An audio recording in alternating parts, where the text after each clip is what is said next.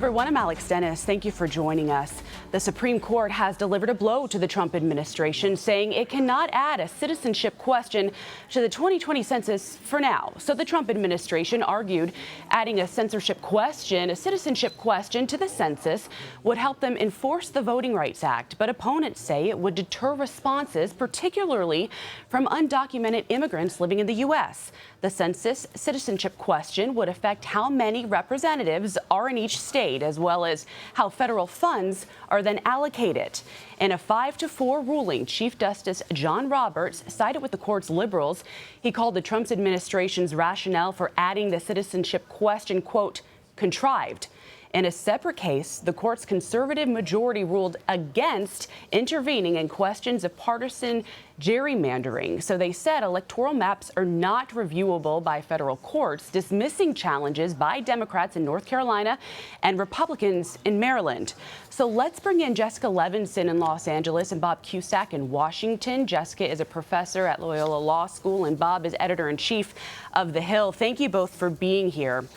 Jessica, I wanted to start with you. Let's start with the citizenship question. Explain for our viewers how the Supreme Court ruled in its opinion.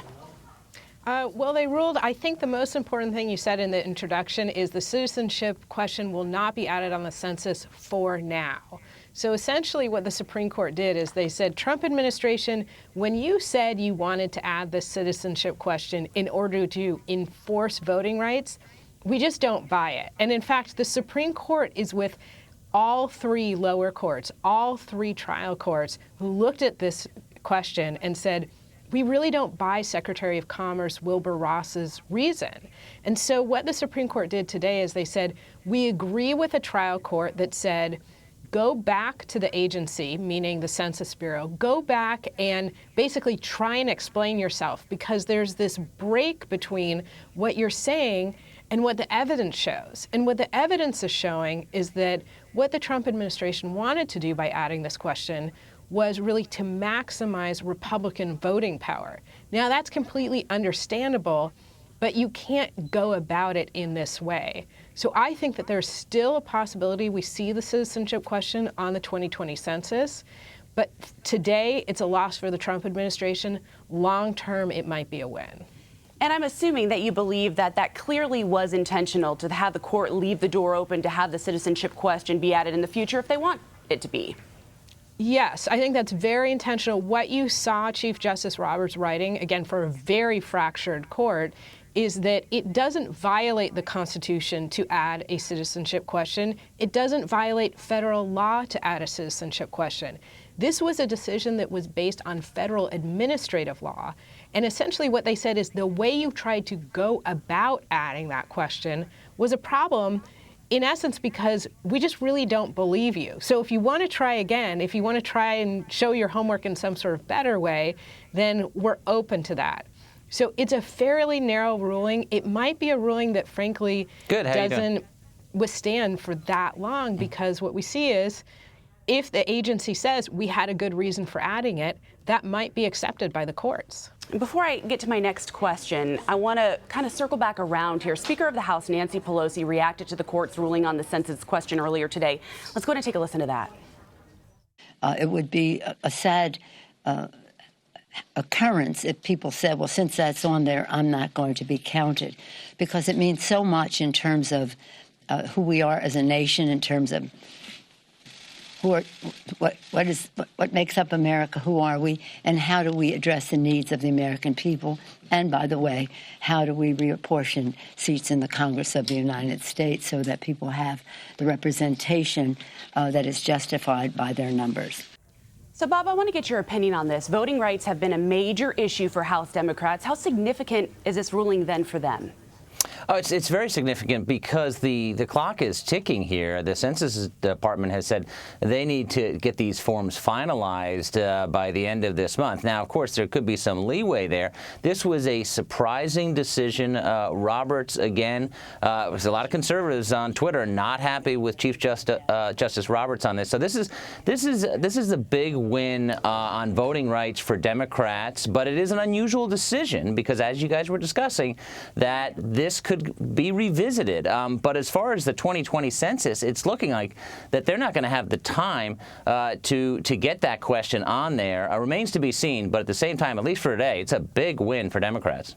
All right, let's kind of shift gears here and talk about the gerrymandering case. The conservative majority said federal courts cannot take up the issue of policing partisan gerrymandering. So explain for us, if you would, Jessica, what that actually means. So partisan gerrymandering is essentially the way that we draw legislative district lines, both state legislative district lines and congressional district lines, in order to maximize political power. And that probably sounds to your viewers like, well, yeah, that's business as usual. When state lawmakers draw their districts, they want to maximize their political power. But at a certain point, they draw lines that are so kind of egregious that what they're doing is diluting our right to vote, diluting our right to pick a candidate of our choosing.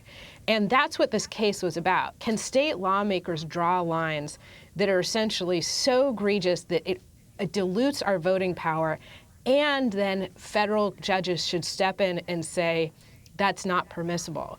What the court said today is partisan gerrymandering can create bad outcomes. It can make it feel like it's not fair to voters, but we don't have a role to play here. So what the Supreme Court said, and this was not a particularly surprising opinion, but certainly still a disappointing one for many people, is federal judges don't belong here. If you want to try and solve this problem, you need to try and solve it through the political process. Sorry, go ahead. I'm sorry. So it does leave open the possibility that states can do something about this. They can either decide under their state constitution that partisan gerrymandering isn't allowed, or they can draft state laws that say partisan gerrymandering isn't permissible. There's always the distant possibility that Congress could pass a law saying partisan gerrymandering is not okay, and here's a standard you should use to evaluate it. That seems highly unlikely, at least for the foreseeable future. And Jessica, what I was going to say is you talk about this struggle of political power. I find that really interesting. Bob, I want to get your insight. Do you think that the gerrymandering decision then benefits one party more than the other? Not necessarily, because it also depends on elections, and sometimes at the end of a decade, and then sometimes Republicans win, and certainly sometimes Democrats win. But at the same time, this is a remarkable decision, because if you think about it, 435 House seats, and how many swing districts are there where you could have a Republican or a Democrat win? Well, I mean, at most 60, usually more like 40. So you have this partisan gerrymandering. Both sides agree that it's a problem, but they're both seeking an edge. So I don't think there's going to be any political solution. The Supreme Court on prior cases here has dodged this issue, and they dodged it again here. This is basically a final say. It's like, yeah, we don't have a role here, and the politicians are going to have to solve this. That's not going to happen. All right. Well, there is certainly more to come. Jessica Levinson, thank you.